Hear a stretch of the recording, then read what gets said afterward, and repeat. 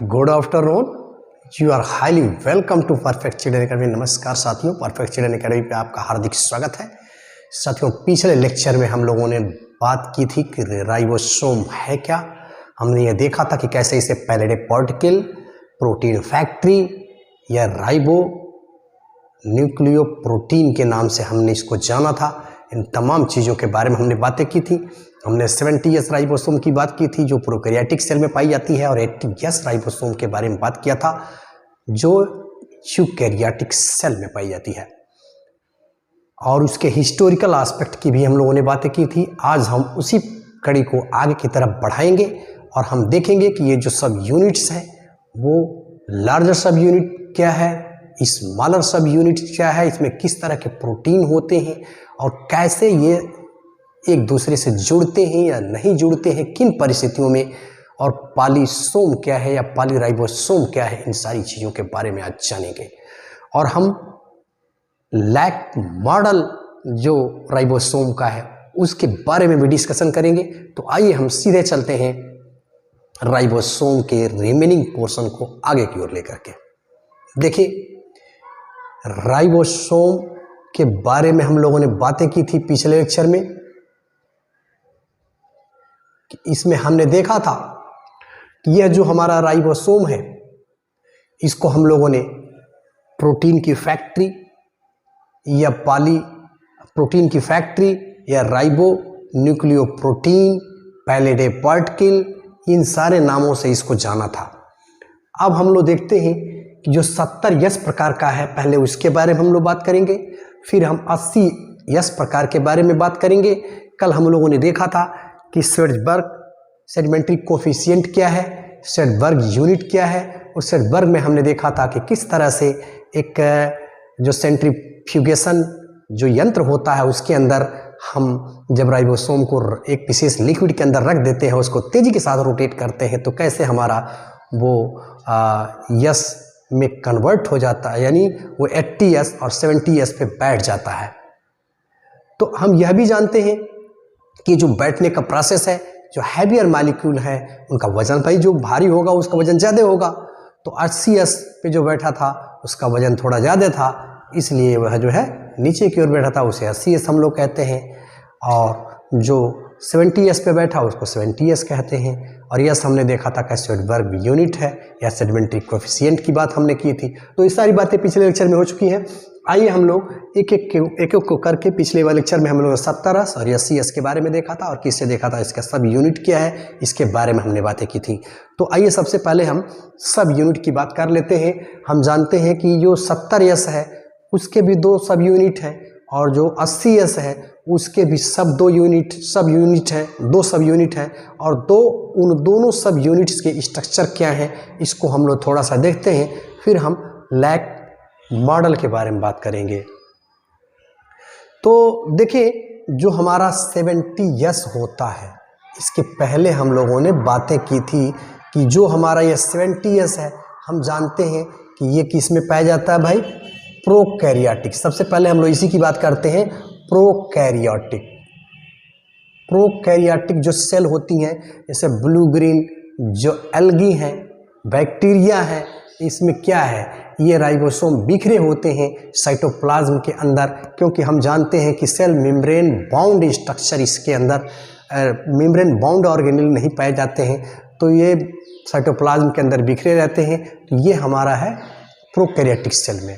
लेकिन eukaryotic cell में हम जानते हैं 80 प्रकार के राइबोसोम पाए जाते हैं, लेकिन यही आपको बताता चलूं कि प्रोकैरियोटिक सेल में तो पाए ही जाते हैं, लेकिन ये 70S यूकैरियोटिक सेल में भी पाए जाते हैं। वो किस में पाए जाते हैं, सीएम में भाई, मतलब क्लोरोप्लास्ट, याद रखिएगा, क्लोरोप्लास्ट एंड माइटोकॉन्ड्रिया।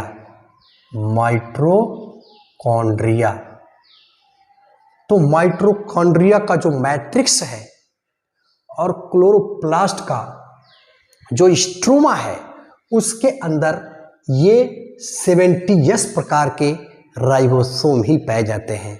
ये बात आप ध्यान रखिएगा। तो ये रहा हमारी प्रोकैरियोटिक सेल की बात, यानी 70S की बात। अगर इसके हम मॉलिक्यूलर वेट की बात करें तो ये 70s जो मॉलिक्यूलर वेट है 2.7 इंटू 10⁶ डाल्टन ये होता है, ये बात याद रखिएगा। तो इसका मॉलिक्यूलर वेट 2.7 इंटू 10⁶ डाल्टन के बराबर होता है और ये क्लोरोप्लास्ट और माइटोकॉन्ड्रिया जो यूकैरियोट है उसमें भी पाया जाता है, प्रोकैरियोटिक सेल में पाया जाता है, यह भी हम लोग जानते हैं। अब इसको थोड़ा सा हम और आगे की तरफ बढ़ाते हैं। हम जानते हैं कि ये जो हमारा 70s प्रकार का है जिसका सेडिमेंट्री कोफिशिएंट 70s है, इसको हम पुनः जो है इसके 2 सब यूनिट होते हैं और इसको ट्रिकली हमने पिछले लेक्चर में बताया था कि इसको याद करने के लिए इसमें एक लार्जर सब यूनिट होगी और एक स्मॉलर सब यूनिट होगी। तो लार्जर सब यूनिट को याद करने के लिए हमने बताया था कि 70 में से 20 घटा दीजिए, तो क्या हो गया हमारा 50s हो गया, ठीक। और इसमें से 20 घटा दो भाई तो 30s हो गया। तो इस तरह से इसकी 2 सब यूनिट निकल के आती हैं 70s प्रकार के राइबोसोम की, एक 50s की और एक 30s की। अब हम लोग जब इसके फर्दर आगे देखते हैं, इसको हम अलग बांटते हैं, तो इसके अंदर जो चीज़ें पाई जाती हैं आप जानते हैं जो 70s प्रकार का राइबोसोम है, पहली बात हम देखते हैं कि इसके अंदर जो राइबोसोम के बारे में हम लोग mRNA की जो बात किया था, RNA की जो बात किया था 60 से लेकर के हम लोगों ने देखा था कि 65% तक जो है इसके अंदर वो पाई गई थी। और प्रोटीन की हम लोगों ने बात किया था पिछले लेक्चर में। तो इसको अगर mRNA की हम यानी RNA की बात करें, इसके अंदर राइबोसोमल जो RNA पाया जाता है और जानते हैं कि हम लोग जानते हैं कि प्रोटीन इसके अंदर पाया जाता है, तो इसीलिए इसको राइबोप्रोटीन कहा जाता है, राइबोन्यूक्लियो प्रोटीन के नाम से भी जाना जाता है। इसके बारे में हम लोगों ने बातें की हैं। तो अब हम देखें इसके जो राइबोसोम है, ये हम अगर इस 50s को देखें तो ये 50s जो है ये 70s हमारा 50 और 30 में टूट जाता है। पुनः हम देखते हैं कि जो हमारा 50s है यह 2 पार्ट में टूटता है, ठीक है। इसे आप याद रखिएगा, 23 और 5, 23s और 5s, ठीक है। और यह जो हमारा रिमेनिंग है यह 16s होता है, ये बात याद रखिएगा। तो हमारा हो गया 23s और 5s के रूप में, और ये हमारा हो गया 16s के रूप में। इसको याद कर लीजिए, 23 मतलब 3 2 5 हो जाएगा, आसानी से याद हो जाएगा, ठीक है। तो ये हमारा 23s और 5s जो है ये 50s के पार्ट है, यानी ये जो लार्जर सब यूनिट है इसके अंदर है, और 30s जो है हमारा 16s का पार्ट बनता है। अब जहाँ तक प्रोटीन की हम बात करें तो इसमें आप देखोगे कि ये हमारा ये RNA तो होता ही है, प्लस इसके अंदर जो है 34 प्रोटीन होते हैं, याद रखिएगा 34 प्रोटीन, और इसके अंदर जो है ये याद रखेंगे 21 प्रोटीन। तो इस तरह से हम क्या देख रहे हैं, 3 1 4, 4 1 5 और 3 2 5, यानी प्रोटीन जो हमारा प्रोटीन ये 50 to 55% की जो बात चल रही है, इसमें हम देखते हैं कि 70s में 50s के अंदर 2 प्रकार के 2 चीज़ें आ जाती हैं इस RNA के अनुसार। 23s और 5s की बात हम करते हैं, इसमें 34 प्रोटीन शामिल है और इसमें 21 प्रोटीन शामिल है। तो इस बात को आप ध्यान में रखिएगा, ये हमारा है 70s की बात। अब हम लोग देख रहे हैं कि लार्जर सब यूनिट है और एक स्मॉलर सब यूनिट है। थोड़ी सी बातें हम लार्जर सब यूनिट और स्मॉलर सब यूनिट की यहीं पे कर लेते हैं। देखें, जो लार्जर सब यूनिट होता है वो कैसे दिखता है और जो स्मॉलर सब यूनिट होता है वो कैसे दिखता है, और उसके अंदर वो कौन कौन सी चीज़ें आती हैं, आइए थोड़ा हम उसको देखते हैं। सबसे पहले हम स्मॉलर सब यूनिट की बात करते हैं। स्मॉलर सब यूनिट, देखिए जो स्मॉलर सब यूनिट होता है इसके अंदर आप याद रखेंगे वाहक, याद रखेंगे वाहक, मतलब इसके अंदर बेस होती है, बी से हमारा बेस होगा, हेड होगा और क्लिफ्ट होगा। ये तीन चीज़ें इसके अंतर्गत पाई जाती हैं। प्राय इसका स्ट्रक्चर जो है ओवल या राउंड से बनाया जाता है, लेकिन ये समझने के लिए ऐसा रियल में होता नहीं है। इसमें हम देखते हैं कि बेस होता है और इसका हेड वाला पोर्शन होता है जो प्लेटफॉर्म से हेड वाले पोर्शन से एक प्लेटफॉर्म से जो है क्लिफ्ट के माध्यम से यह अलग हो जाता है। तो ये हमारा है स्मॉलर सब यूनिट। और यही आपको बताता चलूं कि जो हमारा स्मॉलर सब यूनिट है, इसी स्मॉलर सब यूनिट से यम आरएनए जो मैसेंजर आरएनए है वो इसी स्मॉलर सब यूनिट से आकर के जुड़ता है। वो मैसेज लाता है कि किस प्रकार की प्रोटीन की सिंथेसिस यानी बननी है, किस प्रकार के अमीनो एसिड को लाना है और प्रोटीन के सिंथेसिस में उसका रोल प्ले होना है। तो आप ये बात याद रखिएगा, स्मॉलर सब यूनिट में ये बेस, हेड और क्लिफ्ट होते हैं और इसी स्मॉलर सब यूनिट से हमारा यम आरएनए जुड़ता है, मैसेंजर आरएनए जुड़ता है। इस बात को आप ध्यान में रखेंगे। तो ये रहा हमारा 70S प्रकार का राइबोसोम। हमने देखा कि किस तरह से प्रोकैरियोटिक सेल में पाया जाता है, इसका स्मॉलर सब यूनिट देखा हमने। अब हम लोग हर एक का स्मॉलर और भाई जो 80S है उसका भी उसमें भी सब यूनिट होते हैं और इसमें भी सब यूनिट होते हैं। अब हम लोग थोड़ा लार्जर सब यूनिट की बात करते हैं। लार्जर सब यूनिट, तो देखिए लार्जर सब यूनिट को याद करोगे LPS से, ठीक है। तो LPS का मतलब ये है कि जो लार्जर सब यूनिट होगा इसके अंदर प्रोटोवेरेंस होगा,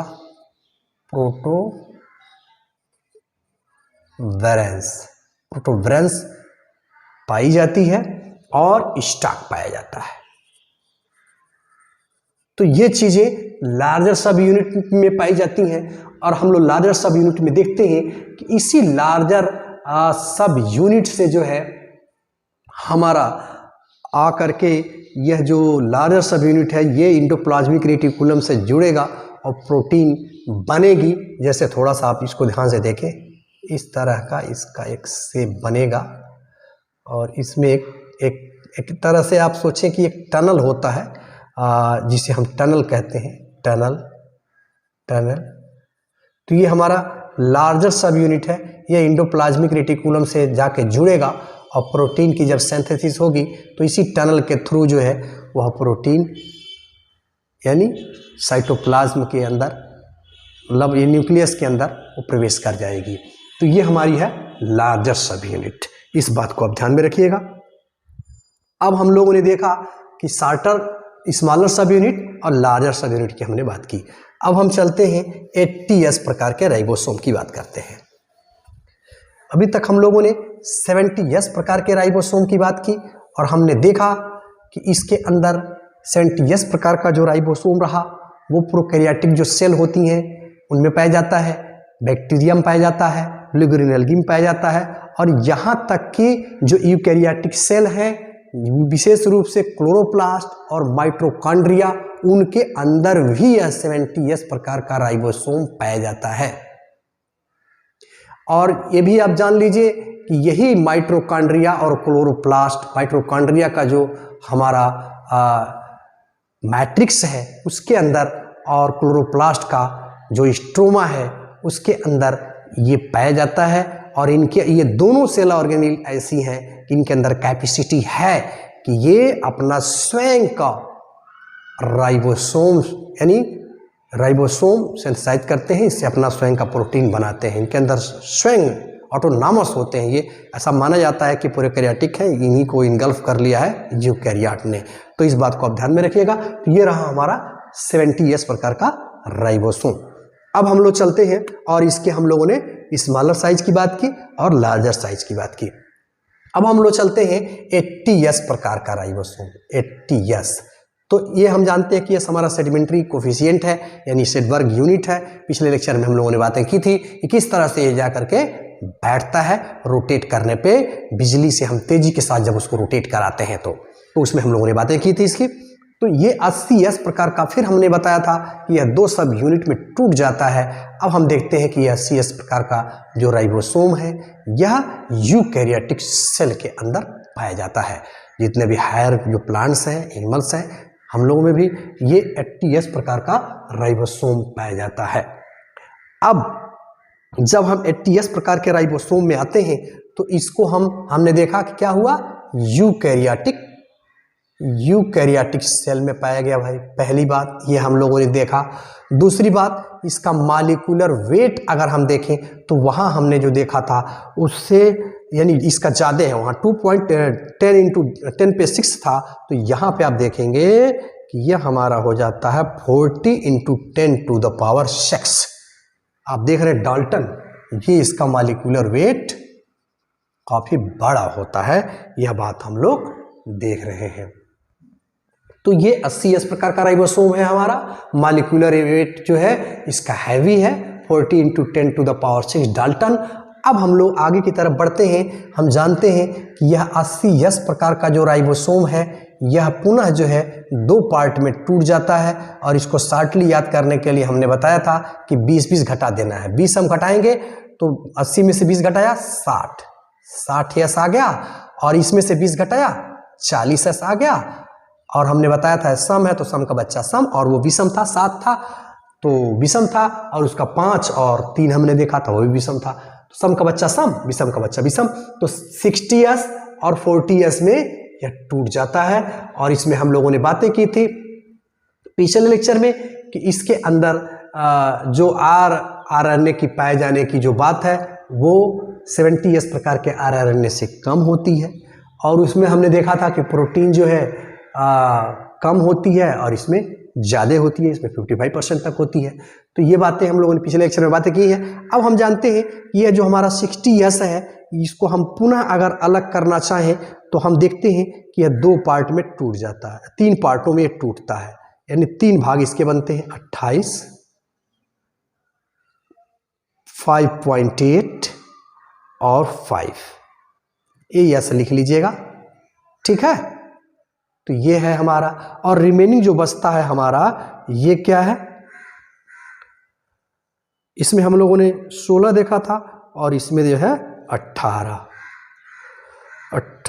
की बात इसमें होती है, ठीक है।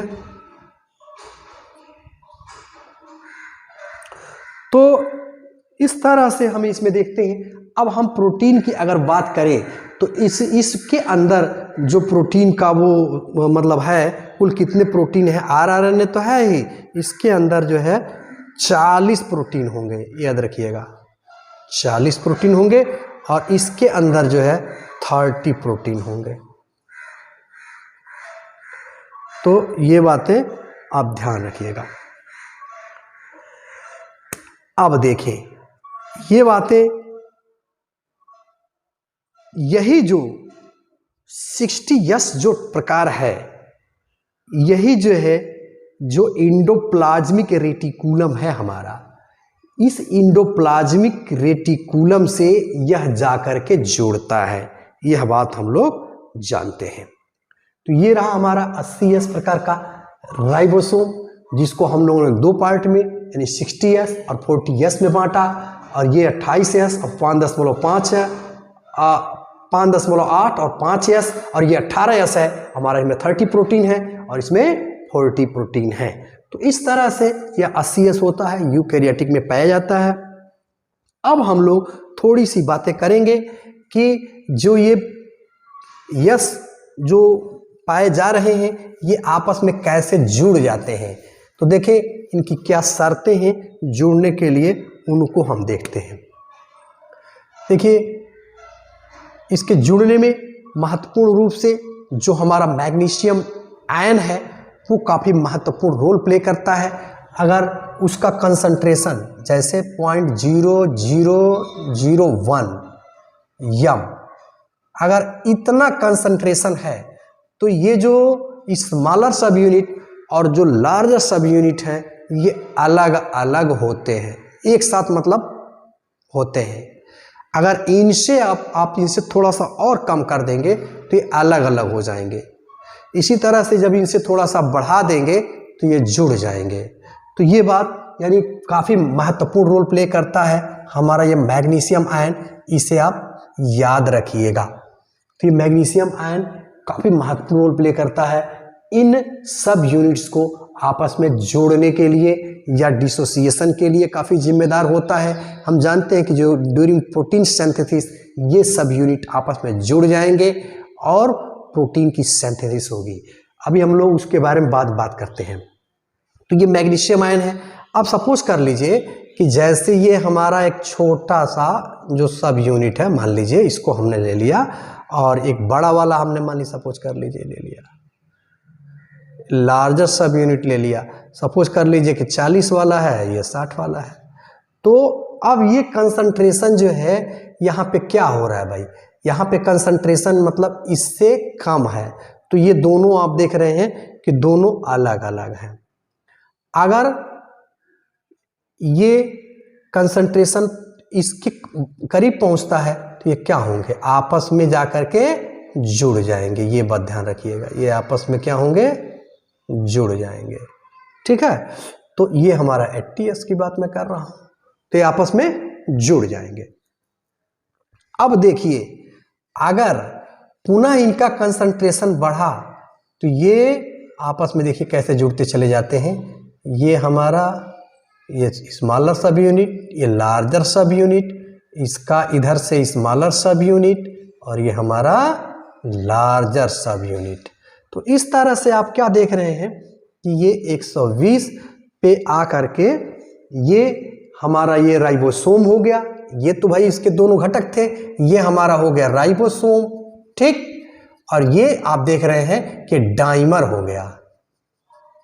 क्यों, दो मिल गए ना, एक इधर से कंसंट्रेशन जैसे हमने mg का बढ़ाया तो ये डाइमर हो गया।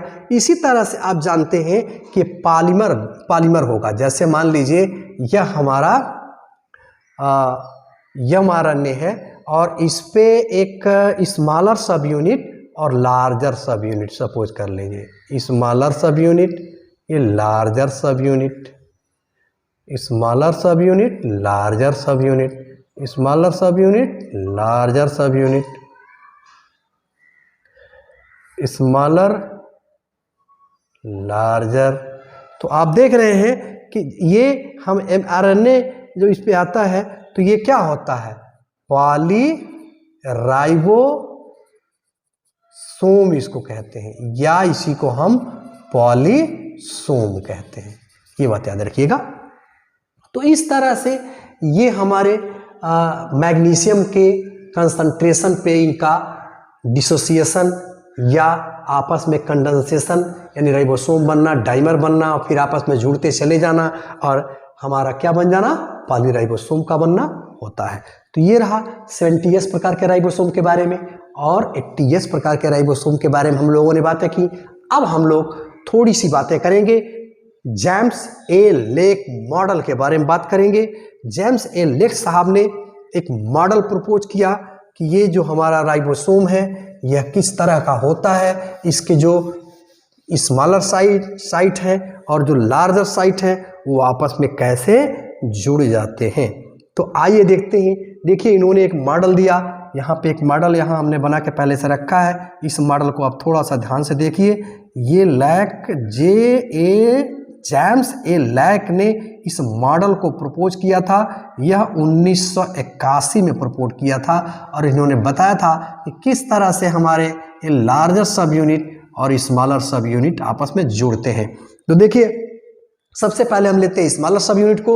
यहाँ देखिए नीचे की तरफ है हमारा स्मॉलर सब यूनिट, यानी इसी में आप देख रहे हैं कि ये स्मॉलर सब यूनिट में हम देख रहे हैं कि mRNA बाइंडिंग साइट होता है, यानी स्मॉलर सब यूनिट से ही जो हमारा ये मैसेंजर RNA है वो आकर के जुड़ता है। ठीक है, अब हम आते हैं ये लार्जर सब यूनिट की बात करते हैं। ये देखिए ये है हमारा लार्जर सब यूनिट। ठीक है, इसे आप ध्यान से देखिए, ये हमारा लार्जर सब यूनिट है। इस लार्जर सब यूनिट में हम देख रहे हैं इप्पा याद करेंगे, इप्पा यहां हम देख रहे हैं कि mRNA से जुड़ा हुआ है। अब इप्पा लार्जर सब यूनिट में जो साइट होती है, 3 साइट इसमें पाई जाती हैं। आप देखिए पहला हमने यहां लिखा है ए साइट।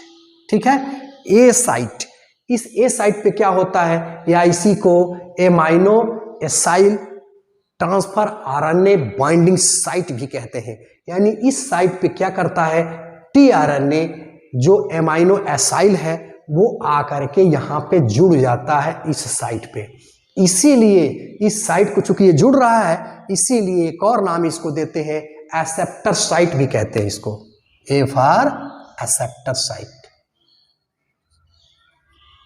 इसे भी याद रखिएगा, ए फॉर एक्सेप्टर साइट।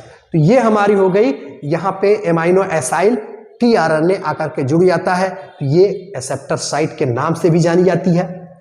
अब हम चलते हैं दूसरी जो साइट है हमारी, ये हमारी पी साइट, यानी पी साइट। यहाँ देखिए, यहाँ क्या होता है, पी साइट या इसको हम पेप्टाइल टीआरएनए बाइंड साइट भी कहते हैं, यानी पेप्टाइडेशन यहाँ पे होता है, यानी पेप्टाइड बॉन्ड से ये जुड़ जाते हैं। और हम जानते हैं इसीलिए इनको हम डोनर साइट भी कहते हैं, याद रखिएगा, डोनर साइट, इसको डोनर साइट के नाम से भी जानते हैं। और इस तरह से हमारा ये प्रोटीन सिंथेसिस में दोनों काफी महत्वपूर्ण रोल प्ले करेंगे। और ई हमने लिया है लास्ट में, जो ई आप देख रहे हैं ये है हमारी एग्जिट साइट, यानी यहां से अब ये चीज एग्जिट हो जाती है। तो ये जेम्स ए लैक्स साहब ने इस मॉडल को प्रपोज किया था और बताया था कि किस तरह से हम बड़े वाले जो सब यूनिट है उसके अंदर ईपीए यानी 3 तरह की साइट पाई जाती हैं, और ये साइट, पी साइट और एग्जिट साइट के बारे में बताया। और यही साइट जो है एंडोप्लाज्मिक रेटिकुलम से जुड़ जाती है, और इसमें हमने देखा कि एक टनल जो है रहता है, और इसके अंदर जो प्रोटीन की सिंथेसिस हो जाती है, तो वो उसी रास्ते जो है टनल के रास्ते निकल करके साइटोप्लाज्म में यहाँ जहाँ जरूरत होती है वहाँ चला जाता है। तो ये रहा brief description about 70s types of ribosome and 80s type of ribosome and it's सब यूनिट्स के बारे में हम लोगों ने बातें की, और लैक मॉडल के बारे में बात की। कमिंग लेक्चर में हम लोग बात करेंगे कि किस तरह से हमारा राइबोसोम महत्वपूर्ण रोल प्ले करता है प्रोटीन सिंथेसिस में, उसके बारे में जानेंगे। इस चैनल पे अगर आप नए हैं तो इस चैनल को सब्सक्राइब करें, लाइक करें, कमेंट करना बिल्कुल ना भूलें। Thanks for watching.